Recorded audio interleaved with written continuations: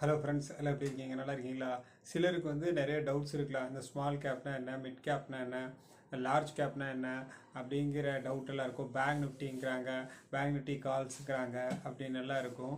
அது மாதிரி கால்ஸ் யாராவது கொடுக்குறாங்க இருந்தாங்கன்னா அதை வந்து நம்பி ஏமாறாதீங்க.